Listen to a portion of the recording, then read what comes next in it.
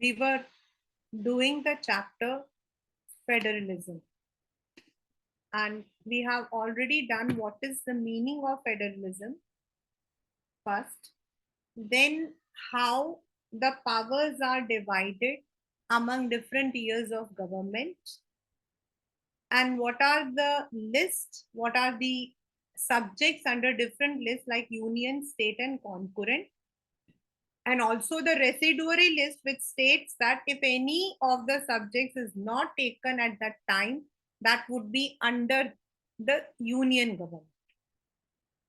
Now we are moving towards the next one, which says federalism with a strong central government. And of course, when we say this thing, we also have the controversies that are associated with this. In the very beginning हम लोगों ने यही बात कही थी कि federal का मतलब है जो पावर्स है they are divided, and they are divided on the base कि एक सेंट्रल गवर्नमेंट जो है it would not be able to look after the needs of all the areas, क्योंकि सबके नीड्स अलग होते हैं. A person who may be living in Tamil Nadu might be having something else, whereas a person who is living in Assam might be having something else. और इसीलिए जो country है उसको हमने छोटे छोटे स्टेट्स में डिवाइड किया, एंड एज सच वो एक कंट्री है, इसीलिए द यूनियन गवर्नमेंट जो है उसके ओवरऑल डेवलपमेंट जहां जहां भी है, which relates to the economy, which relates to the currency, which relates to the foreign affairs, इन सबको उन्होंने अपने पास रखा. वेरएज जो आपके अपने लेवल पर जो भी उनको प्रॉब्लम्स को देखना है that should be done by the state government. But at the same time there is also a need कि जो हमारा सेंट्रल गवर्नमेंट है it needs to be strong also. यहाँ यहीं पर एक प्रॉब्लम आती है कि it needs to be strong and it also there are, ये जो स्ट्रॉन्ग बोलते हैं तो there is one more problem कि it also brings many controversies. It is generally accepted that Indian constitution has created a strong central government. India is a country of continental dimension with immense diversities and social problems. Like हमारे यहाँ पर जो literacy है, health problems है, caste system है, these are some of the very मतलब कि prominent problems जो हमारे सामने है. The framers of the constitution believed that we required a federal constitution that would accommodate these diversities. भाई एक तरफ अगर मैं कहती हूँ लिटरेसी, तो in Kerala the literacy rate is 100%, in Chandigarh it is 100%, whereas if you go to any other part it is hardly 65 to 70%. तो भाई अगर सेंट्रल गवर्नमेंट किसको लेगी? Central government can not impose those things on those जिनके पास already है. तो जो आपके डाइवर्सिटीज है उनको अकोमोडेट करने के लिए फेडरल सिस्टम को दिया गया, but they also wanted to create a strong centre to stem disintegration. क्योंकि अगर स्टेट्स को सब कुछ दे दिया जाएगा तो हो सकता है कि लेटर ऑन और भी मतलब कि डिसइंटीग्रेट हो जाए. It was necessary for the centre to have such powers because at the time of independence not only divided into provinces created, but there were more than 500 princely states which had to be integrated into existing states, or new states had to be created. One of the examples I have already given, that in Gujarat alone, मतलब गुजरात में ही इतने states थे. सोचो अब वो states कितने होते थे? आपको क्या लगता है कि जो अभी हम देख रहे हैं वैसे होते थे? नहीं नहीं नहीं नहीं. दे वर ऑल द एरियाज जिनको आज हम छोटे छोटे एरियाज के नाम से जानते हैं, ये सारे एरियाज उस वक्त में एक स्टेट हुआ करते थे.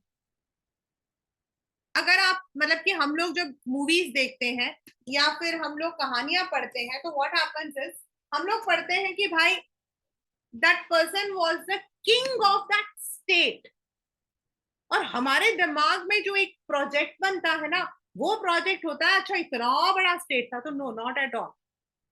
Those times, even during the British rule, even before, at the time of Mughal emperors also, if you actually see, there were only small areas जहां ये rule करते थे. जैसे आप लोगों ने बाजीराव मस्तानी देखी होगी. If you have watched Bajirao Mastani, तो उसके अंदर जो वो बाजीराव था, उसका जो एक्चुअल एरिया था, that was a small portion of Pune. That was a small portion of Pune. तो ऐसे करके बड़े सारे स्टेट्स होते थे. They spoke the same language, they had similar cultures, but उनके रूलर्स अलग होते थे, और उनको एक स्टेट के अंदर लाना जरूरी था, और उनके लिए एक यूनिफॉर्मिटी लानी भी जरूरी थी. इसीलिए स्टेट का क्रिएशन एंड सेंटर का जो पावर है उसको इंप्रूव किया गया. Besides a concern for unity, the makers of the constitution also believed that the socio-economic problems of the country needed to be handled by central government in cooperation with states. Like 1970s में जब इंदिरा गांधी जी ने election, मतलब कि she had campaign, तो उनका जो मतलब मोटो था, उनका जो कैंपेनिंग मोटो था, वो था रिमूव पोवर्टी. उनका जो ओवरऑल जो था वो था रिमूव पोवर्टी. तो अब ये जो poverty, it did not confine to one state, it was an overall. तो जो पोवर्टी है, कास्ट सिस्टम है, आपके अदर सोशियो इकोनॉमिक प्रॉब्लम्स हैं, जेंडर डिस्पैरिटी है, इनको जो है एक स्टेट करेगा, दूसरा नहीं करेगा. चलो, एक स्टेट ने तो कर दिया बट दूसरे ने नहीं किया. Then poverty, illiteracy, inequalities of wealth were some of the problems that required planning and coordination. भाई, स्टेट का तो होना जरूरी है, but centre also needed to be alert. अब जितने भी डेवलपमेंटल प्रोग्राम्स हैं, like if we talk about NREGA, if we talk about the plans of मतलब कि प्रोजेक्ट्स, स्टार्टअप इंडिया, अगर ये मान लो किसी एक स्टेट के लिए होगा, तो क्या दूसरे स्टेट डेवलप होंगे? नहीं होंगे. So to provide equality of opportunities, to provide equal मतलब की literacy, the central government gets more power, but the states have to participate. The concerns for unity and development prompted the makers of constitution to create a strong central government. बच्चा, ये आपके paper का एक बहुत ही important question है.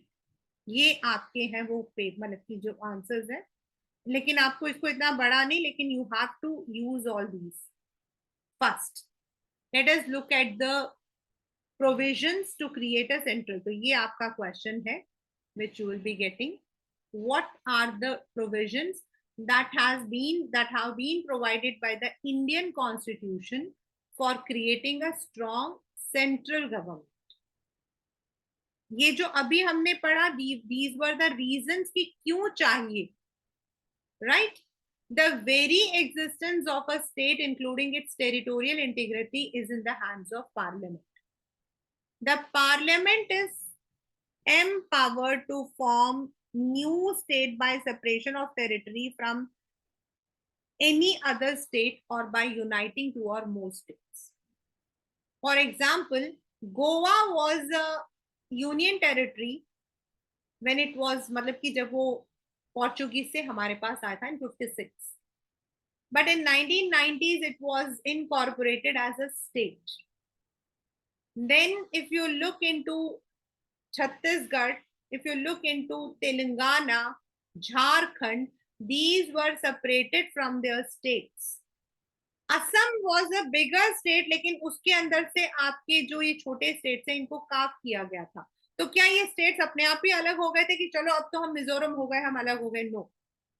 इनको बकायदा they were taken by the central government. पहले जो राज्यसभा होता है, उनके जो स्टेट असेंबली, जो लेजिस्लेटिव्स होते हैं, they take up this matter in the parliament, अपने स्टेट में लेते हैं, फिर उस मैटर को they bring out here, then this matter is put in front of the Lok Sabha.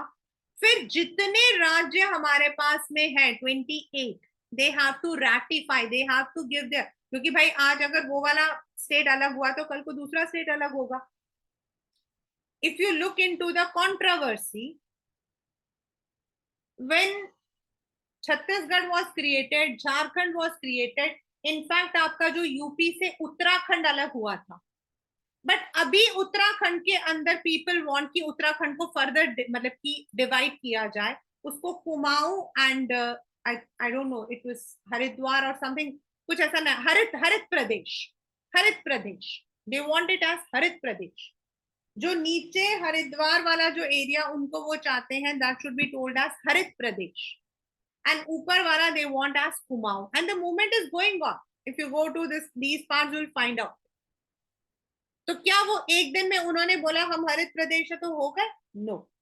First of all these things will be put into the Lok Sabha, then Rajya Sabha में जाएंगे, and then all the states have to understand, and then once it is done, then only the boundary can be created or separated. और इसके लिए the constitution has provided some safeguards by viewing the, यही मैंने आपको बताया कि कैसे this was a long history Telangana के लिए, बट इट वाज मतलब कि वो तो अभी जाकर अलग हुआ, तो there is a long procedure.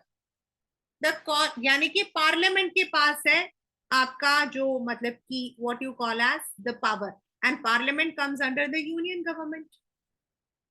The Constitution has certain powerful emergency provisions which can turn our federal polity into a highly centralized system once emergency is declared. ये थोड़ा सा controversial बन जाता है। The reason is कि अगर centre को या स्टेट में मतलब कि law and order is not follow, अगर स्टेट में लॉ एंड ऑर्डर फॉलो नहीं होता है, at that point the center has the power कि वो उस पर्टिकुलर मतलब कि स्टेट के अंदर इमरजेंसी या मतलब कि प्रेसिडेंट्स रूल जो है वो लगा सकता है। लेकिन अगर एक बार वो लग गया, देन वहां के स्टेट गवर्नमेंट का कोई रोल नहीं होता है। The parliament also assumes the power to make on law subject within the jurisdictions of the state, और जब ये बनता है तो the power becomes lawfully centralised, यानी कि उनके पास ही होता और वही बनाते, तो स्टेट गवर्नमेंट का जो रोल है वो खत्म हो जाता। But this has been provided, ऐसा क्यों दिया गया है? That is because certain times in the state there are situations like that, and अगर कोई ऊपर से उनको नहीं करेगा तो हो सकता है that may disintegrate, that may lead to other civil war, that may lead to violence as it happens in other countries. The very example is right now the ongoing war. Even during normal circumstances the central government has effective financial powers and responsibility. हमारे maximum जो taxes होते हैं ना that goes to the centre, state के लिए there are only specific. In the first place, the items generating revenues are under the control of central government. They have many resources, whereas जो states हैं उनके पास less है, they get the grants and financial assistance from the center. यानी कि center कहीं ना कहीं जो है dominate करता है in the area of finance. Finance के मामले में सेंटर के पास ज्यादा है। Secondly, India adopted planning as the instrument of rapid progress and development after independence. Planning led to considerable centralization of economic decision. और ऐसा क्यों हुआ था? क्योंकि आफ्टर इंडिपेंडेंस हम लोगों ने जो अपना इकोनॉमिक ग्रोथ था उसके लिए हम लोगों ने रशियन मॉडल लिया।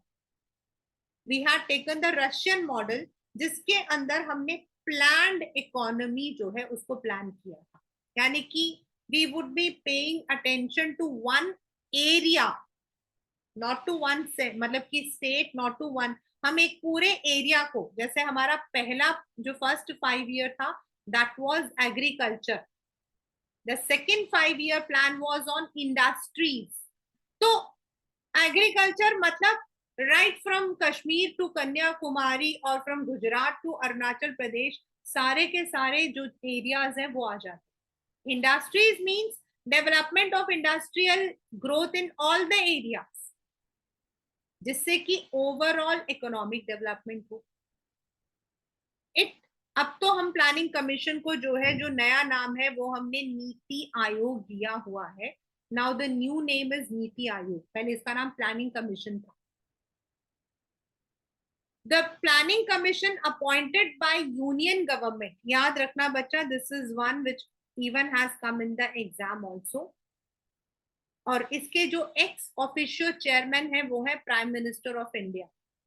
इसके जो एक्स ऑफिशियो चेयरमैन होते हैं वो है आपके prime minister of India right now. So he is the overall supervisor for planning, right? They are the one who control that, supervise. Besides, union government also uses its discretion, मतलब कभी कभी उनके पास discretion, मतलब they have special powers, like for example there are two states, दो states है, दोनों ने पैसा मांगा है। अब यूनियन गवर्नमेंट जो है, हो सकता है ऑन द बेसिस कि भाई उस स्टेट के अंदर प्रॉब्लम्स है, नेचुरल डिजास्टर हुआ है, या फिर they were more affected by one particular problem, उनको ज्यादा दे दे एंड दूसरे को कम दे।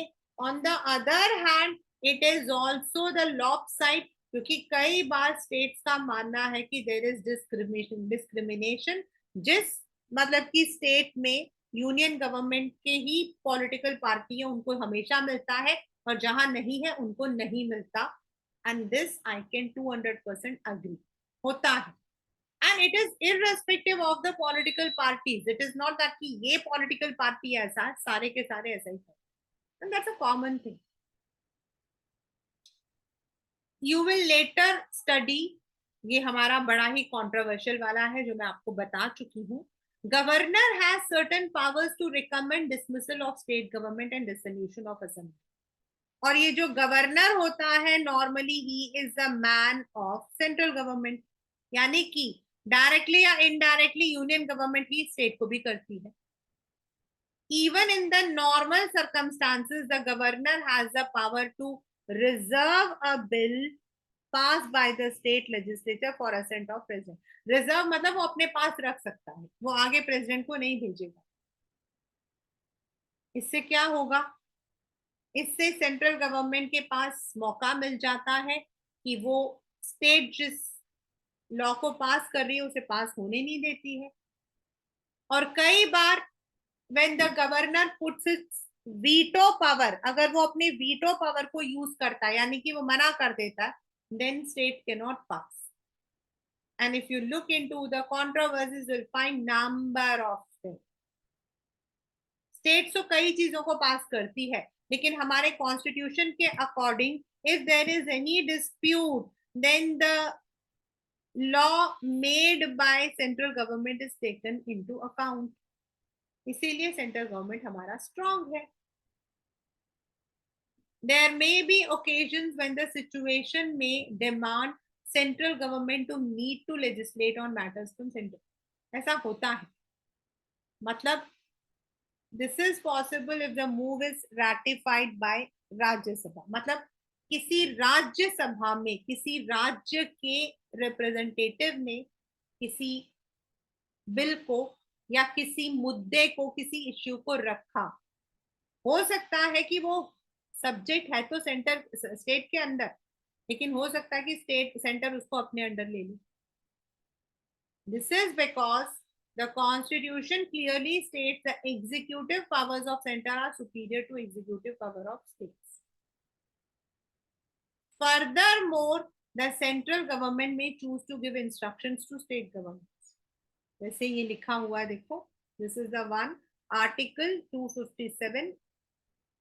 The executive power of every state shall be so exercised as not to impede or prejudice the exercise of executive power of union. मतलब states को union का कहना मानना पड़ेगा, and the executive power of union shall extend to the giving of such directions to a state as may appear to the government of India to be necessary for that purpose. In another word, if you see, sooner or later, direct और indirect, हमारा जो centre है उसका power हमेशा state से ज्यादा रहता है. And if you look on a broader scale, you will find कि वो जरूरी है कि अदरवाइज स्टेट्स अपने पावर्स को मिस यूज करेंगे. In the chapter executive we have studied an integrated administrative system. यही हमारे, मैंने जब उस चैप्टर को पढ़ाया था तब भी आप लोगों को बताया था कि जो हमारे IAS या IPS होते हैं, they are all under the control of central government. वो गलत करें या उनके किसी एक्शन को स्टेट नहीं भी पसंद करेगी ना, then also the states can neither remove or take any disciplinary action against these officers.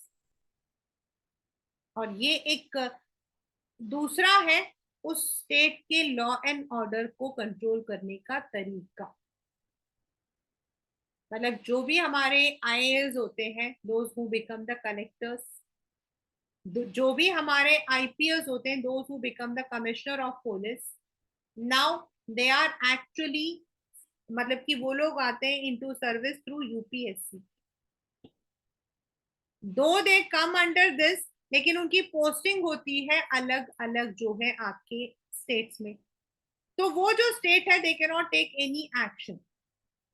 They can send, हाँ, अगर उनको कोई दिक्कत है, they can send a written complaint with evidences and then the state can take, and they can also take this to the court, but वो खुद नहीं कर सकते. Article 33 and 34 authorize the parliament to protect persons in the service of union or a state in respect of any action taken them during martial law to order to maintain or restore order. This further strengthens the power of union government. मतलब कई बार state के अंदर कोई लड़ाई झगड़ा चल रहा है, ठीक है, नो, जो आपके यूनियन, मतलब यूनियन गवर्नमेंट का इंसान है, दैट इज द IPS और the IAS officer, they are the one who are, मतलब कि रिस्पॉन्सिबल. और उन्होंने उस स्टेट के अंदर मार्शल लॉ था, मार्शल लॉ मतलब लॉ बाय मिलिट्री, एंड उस वक्त में अगर उन्होंने कोई एक्शन लिया है which is not justified, but the union government जो है उनको प्रोटेक्ट करता है, because that action might be spontaneous, that was a need, जरूरत थी. The armed forces special pass act has been made on the basis of these provisions. The act has created tension between people and armed forces on some occasions. ये जो special power act है, ये इसी तरीके से किया गया कि कभी कभी जरूरत पड़ती है.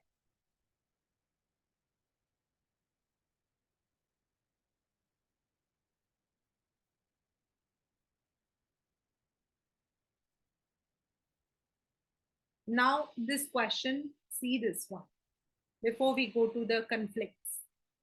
Give two reasons for the claim that our constitution has a unitary bias. मतलब सेंटर का जो है ज्यादा पावर है देन स्टेट, वो आपको रीजन बताना है. And second is, do you think a strong center makes states weak or strong states will weaken the center? This is a debating question. Now, what are the problems that we have faced? I have been telling this for the past, I think 3 or 4 sessions में यही बताती रही हूँ. There have been many conflicts in the federal system, क्योंकि जब centre को ज्यादा power मिलता है एक तरफ, that is very very important. As I said, भाई अगर मैं कहूँ कि भाई सभी स्टेट्स के पास अपना अपना पावर है, तो सब अपने हिसाब से करेंगे।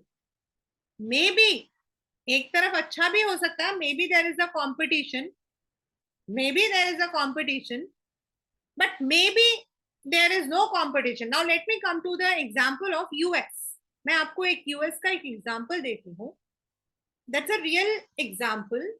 If you look into USA and if I talk to you, if I ask you, I say tell me the states where there is development, without looking at the chat gpt or google, आप तुरंत मुझे क्या जवाब दोगे? New York, California, Florida. मतलब आपके दिमाग में एकदम से वो तस्वीरें आएंगी जहां पर हम लोगों ने देखी है, वो लंबी लंबी buildings. Those are New York, California, Florida, Texas to some extent, Texas to some extent, not all, but can you name all those areas? ये इसीलिए है, वहां पर states have their own powers, they compete with each other, but still if you see there are only 4 or 5 major states जो बिल्कुल ऊपर है, बाकियों में ऐसा कुछ नहीं है। और ऐसा ही इंडिया में भी होगा, may be 4 or 5 states come completely on the top, but others may not। और इसीलिए द सेंटर्स पावर जो है वो जरूरी होता है, so that the states do not miss use their powers. Second is कि जो हमारे जो स्टेट्स हैं उनमें सबसे बड़ी प्रॉब्लम क्या है कि there are many states where we have the other controversies of social economy. Like in some states you will find gender disparity, in some states you will find the caste system, you will find. तो वहां पर क्या होगा कि उस particular field, उस particular जो problem है वो कभी पूरा नहीं होगा। Now let us come to the conflicts in the federal system. We have seen constitution has vested very strong powers in the center. Thus the constitution recognizes a separate identity, yet it gives more powers to the center. Once the principle of identity of the state is accepted, it is quite natural the state would expect a greater role and powers in the governance and various country as a whole. This leads to various demands from the states. और time to time the states have demanded more powers, more autonomy, और जब उनको नहीं मिलता है तो what happens is it leads to tensions. While the legal dispute between center and state can be resolved by judiciary, the demands for autonomy, अब भाई जो सब्जेक्ट्स हैं, मतलब if you go for the financial subject, उसको तो आप court में ले जा सकते हो, लेकिन जहां पॉलिटिकल नेचर है, जिसका कोई कॉन्स्टिट्यूशन से लेना देना नहीं है, या तो वो आप नेगोशिएशन से कर सकते हो या फिर वो अनसॉल्व रहते हैं। For example the very first हमारे यहाँ पर जो कॉन्फ्लिक्ट है वो है centre to state relationship, which has been very controversial. The reason is कि most of the political parties जो सेंटर में आते हैं वो चाहते हैं कि उन्हीं की पार्टी बाकी एरियाज में हो, या उनको जो पार्टी सपोर्ट करती है वो उनको ही सपोर्ट देते हैं। This leads to a very ugly argument, and उससे क्या होता है, उस पर्टिकुलर सेंटर में, उस स्टेट में there is no, you can say, development. The constitution is only a framework or a skeleton. Its flesh and blood is provided by the actual process of politics. So it has been influenced by, ये paper में ऐसा ही आया हुआ है, this entire quote. In the 50s and 60s, the foundation of federation was laid under Jawaharlal Nehru. Jawaharlal Nehru के लिए you will be reading it separately in your 12th standard. He was called as the charismatic leader, जिनको लोग अपने आप ही accept कर लेते थे। And moreover, if you look into the maps of 1960s, you will find that most of the states where center was there, that is Congress, वही आपके states में भी थे।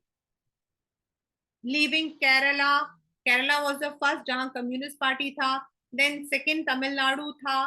तो इन दो तीन को छोड़कर सब जगह पर आपके कांग्रेस रहता था।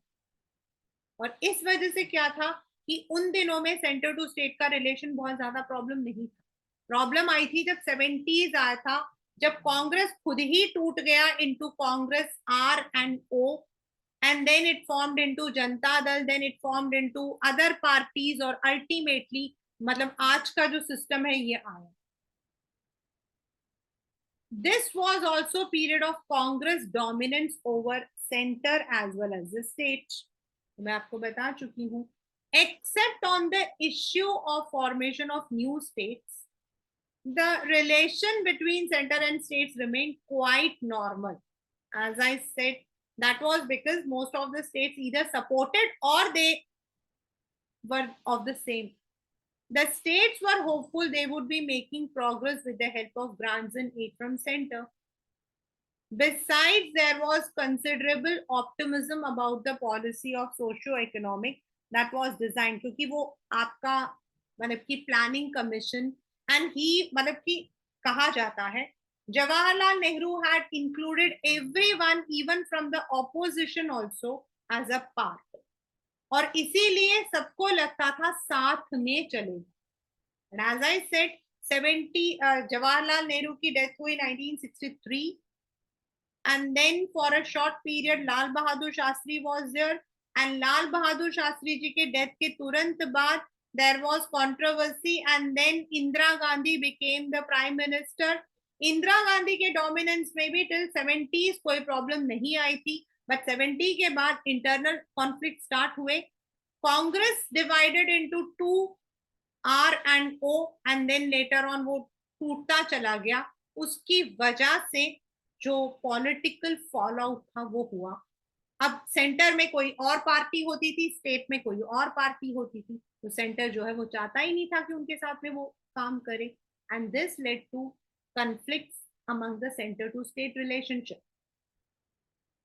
later 1978 में आपका जनता दल आया, देन बीजेपी आया, देन बीजेपी फिर चला गया, फिर कांग्रेस आया, फिर बीजेपी आया, फिर कांग्रेस आया, फिर बीजेपी ही चला।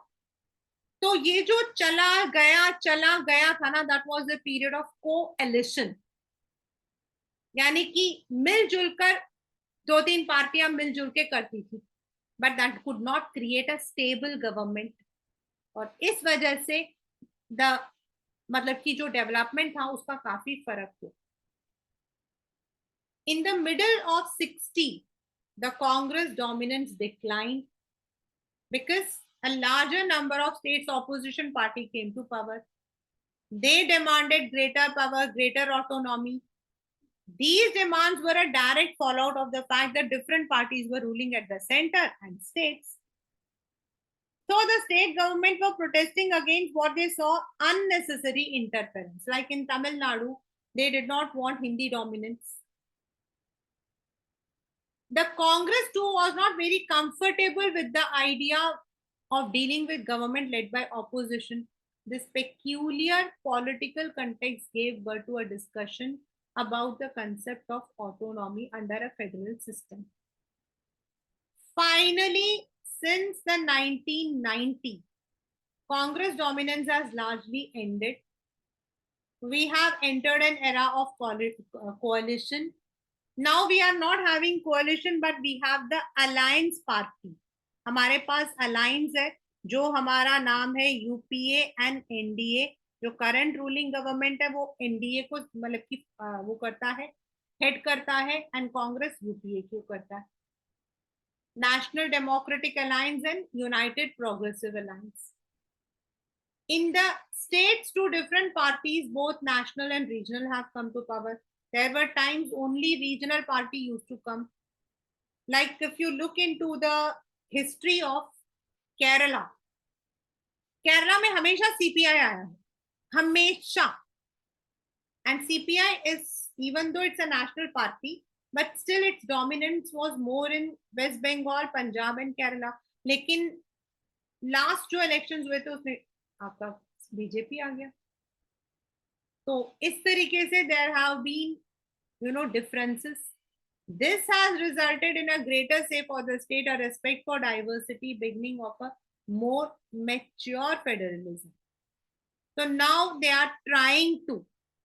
Thus, in the second phase, the issue of autonomy became very potent politically.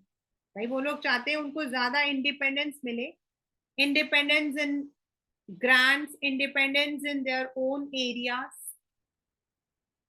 Autonomy मतलब इंडिपेंडेंस, अपने आप चलाने का power. Many states and even political parties from time to time demanded states should have more autonomy. However, autonomy refers to different things for different states. अब autonomy आप किसको बोलते हो? अब है ये example. Sometimes these are division of favor should change in favor of states and more power and important power be assigned to states. जैसे मैंने आपको पहले भी बताया था, if you look into the education, तो in Tamil Nadu they are not ready. Tamil Nadu, Maharashtra वगैरह में they don't want to accept the scores of NEET. वो कहते हैं कि हमें हमारे बच्चों को अपने हिसाब से हैंडल करने दो. Whereas according to the constitution, education comes under the concurrent list, or it is जो states and they have to. तो तमिलनाडु, पंजाब, वेस्ट बंगाल, जहां पे आपके डीएमके, अकाली दल सी में, ये लोग कहते हैं हमें इंडिपेंडेंस दो. And if you see they are not at all interested. Another demand is state should have independent source of revenue. ये भी एक दूसरी प्रॉब्लम है, क्योंकि अभी क्या है कि revenue is controlled by union government and the state governments के पास जो मतलब कि टैक्सेस लगाने का है वो कम है and they have to depend on union for that grant. In 1977, the left front government in West Bengal brought a document demanding a restructuring of center to state relations. In the autonomy demands of Tamil Nadu and Punjab, there was an implicit support of idea of greater financial powers. That's one problem. The third aspect is autonomy demands relates to administrative powers, जो अभी आपको IPS and IAS वाला बताया था. वो भाई अगर कोई गलत भी करेगा तो they don't have any power. और इन अनदर वे अगर एक करप्ट पुलिस ऑफिसर हुआ तो वो उसको यूनियन गवर्नमेंट का प्रोटेक्शन मिल जाता है. तो सेंटर स्टेट कुछ कर ही नहीं पाते. मान लो कि any person is caught for bribe, state cannot take any action. Fourthly, autonomy may be demanding related to cultural and linguistic. जैसे आपके मैंने तमिलनाडु का I've already given you the example that in Tamil Nadu in 1960s when English and Hindi was मतलब कि taken, तो पहले हिंदी को ही लिया गया, हिंदी को ही लिया गया. लेकिन हिंदी को लेने की वजह से वहां पर प्रॉब्लम क्या आई, that the people said don't force us to learn Hindi. और एक पीरियड ऐसा था क्लास 11, आप मानोगे नहीं, दैट हिंदी वाज, लोगों को अच्छा भी लगता था ना, वो चोरी छुप के पढ़ते थे. इतना वहां पर जो है एक अगेंस्ट मोशन हो गया. The opposition to the domination of Hindi in Tamil Nadu, demand for advancing the Punjabi language and culture are some of them. Some states do feel there is a domination of Hindi speaking areas over others. In fact, during the decade of 1960, there were agitation in some states against the imposition, and that some state is Tamil Nadu, जहां पर आपका उस वक्त में form हुआ था the very famous AI, मतलब कि DMK से AIADMK आया. That was the period. During, ये देखिए अब आप देखो, दिस इज अ कार्टून और इस कार्टून में लिखा है, this is Pandit Jawaharlal Nehru.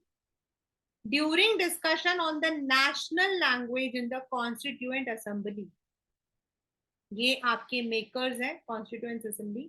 Nehru had to appeal to the Hindi speaking provinces to show greater tolerance towards others. मतलब दिस इज एन अपील मतलब गवर्नमेंट जो है वो चाहती थी दैट हिंदी स्पीकिंग जो लोग हैं दे शुड बी टॉलरेंट। अभी ये होता था, मतलब this I can say that इतना अगली है ये, आई कांट टेल। हिंदी बोलना लोगों के लिए ऐसा लगता था we are very dominant. Though today Bollywood movies or Hindi speaking has become very common, you can find the मतलब easily you can speak मतलब you can find people speaking Hindi fluently. But एक period ऐसा था कि if you are from the Hindi speaking area, you were not allowed। आपको allow नहीं करते थे। You were ragged, आपको रैगिंग होती थी आपकी। That was a domination, मतलब they were not tolerant। और हिंदी के लोग भी ऐसा ही करते थे। If you are from any other state they would be making fun of you. Government of India had introduce many programmes like those people. Central government में आपका क्या होता है, you have the SSC exam, staff selection commission exam, ठीक है। As per staff selection commission exam, अगर आप जो हो यू आर फ्रॉम द मतलब से यू आर फ्रॉम पंजाब, ठीक है, और अगर आप पंजाब से थे एंड उसके बाद यू हैव बीन गिवन, आपने एसएससी पास कर दिया और आपको डिफेंस मिनिस्ट्री में मिल गया, you got it in defence ministry. अब डिफेंस मिनिस्ट्री में मिलेगा तो you would be posted in Delhi, right, you would be posted in Delhi. Now when you come to Delhi, जब आप दिल्ली में आते हो तो सबसे बड़ी प्रॉब्लम क्या आती है, you don't know Hindi. Then you become the laughter stock for others. कई बार उनको भगाया जाता था। इवन अभी भी महाराष्ट्र वगैरह में मराठी जो नॉन मराठीज होते हैं उनके साथ तो होता है ऐसा। एंड दे वांट कि उनके एरिया में they should be given that कि कौन सा लैंग्वेज यूज होना चाहिए, कौन सा नहीं यूज होना चाहिए। जब एक कंट्रोवर्सी मतलब अभी भी वो लोग कहते हैं कि हमें आप जो पूरा पावर दो, हमें पूरा पावर दो। Like in Karnataka you would hardly find people speaking Hindi. अभी तो बहुत ज्यादा हो गया बिकॉज वी आर ऑल पूरा आईटी जो है वो आपका कर्नाटका में है, बेंगलुरु में है। आपका पूरा मेडिकल कॉलेजेस अब जो है they are in Karnataka. So people from all over. लेकिन अगर आप उनके मेडिकल कॉलेजेस में अप्लाई करते हो ना तो उनके दो अलग मतलब की एग्जाम्स होते हैं। एक होता है कॉमडेक, एक होता है कॉमडेक और दूसरा होता है जो नीट है। And COMEDK is Karnataka medical entrance exam, and they most of the colleges they take comdec only, they don't take NEET। और इस वजह से क्या होता है कि जो लोग नीट के थ्रू जाते हैं ना the Hindi speaking they are not given the, and they are very particular about their languages. और ऐसा नहीं कि वो गलत है, even if you go to countries like France वहां पर भी ये चीज है।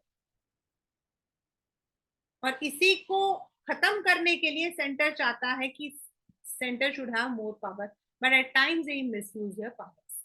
Now comes the very controversial मतलब कि वो that is the role of governor.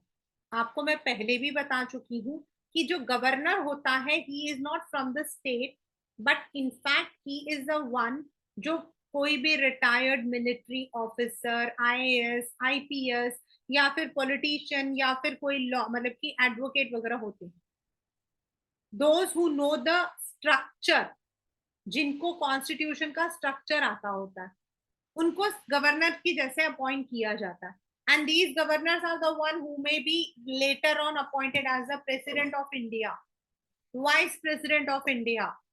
Ramnath Kovind was one of them. तो ये जो मतलब कि ये सेंटर के थ्रू अपॉइंट होते हैं and they are answerable to centre, and sometimes they may use their veto power.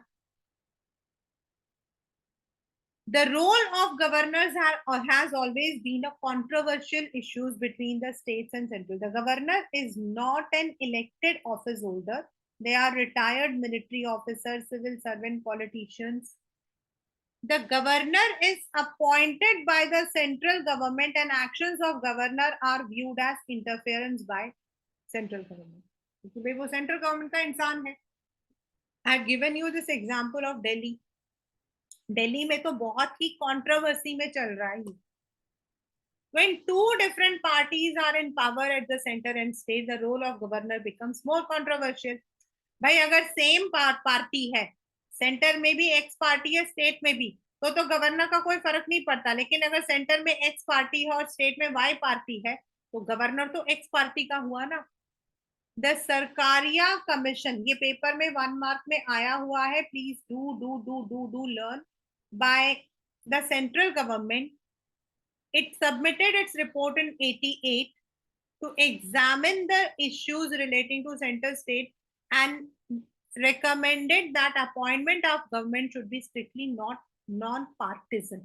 मतलब जो गवर्नर है, he should not become from any party.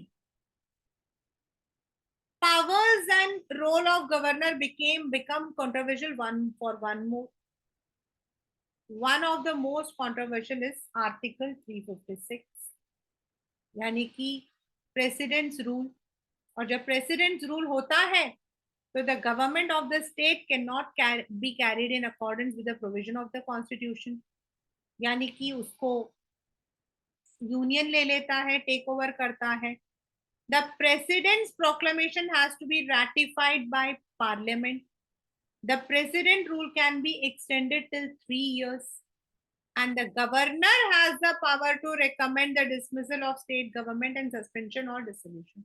और ऐसे मामले में गवर्नर के पास ही पावर होता है कि वो स्टेट असेंबली को रखना चाहता है या नहीं। यानी कि ultimately it is an indirect interference of the union. In some cases, state governments were dismissed even when they had a majority. मतलब उनको अपनी मेजोरिटी प्रूव करनी पड़ती है, लेकिन अगर हुआ तब भी उनको मेजोरिटी प्रूव करने का मौका नहीं दिया जाता और गवर्नर उनके मतलब की लेजिस्लेशन को डिसॉल्व कर देता है, which is wrong. Some cases went to Supreme Court and the court has ruled that constitutional validity of the decision to impose precedent can be examined by the judiciary. और ये एक बहुत ही मतलब की कंट्रोवर्सी।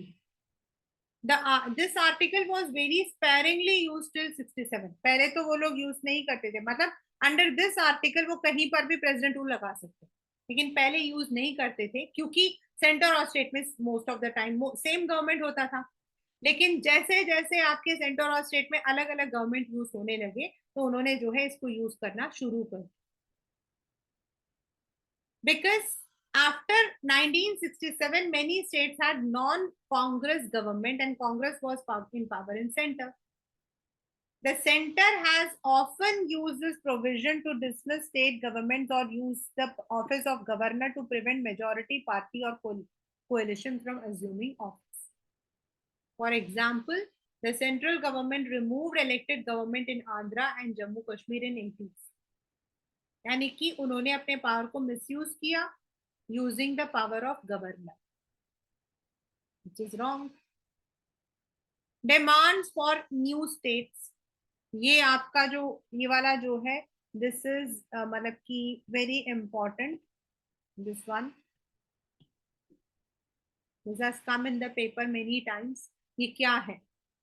मतलब this is the flood of demand for creating new states. मतलब सब लोग जो है वो मान रहे हैं कि हमें दो, हमें स्टेट दो, हमें स्टेट दो, हमें अलग स्टेट दो। इवन दो जब हमारा स्टेट रीऑर्गेनाइजेशन कमीशन बना था, originally it was only 14 states and 6 union territories, but right now we are in 28.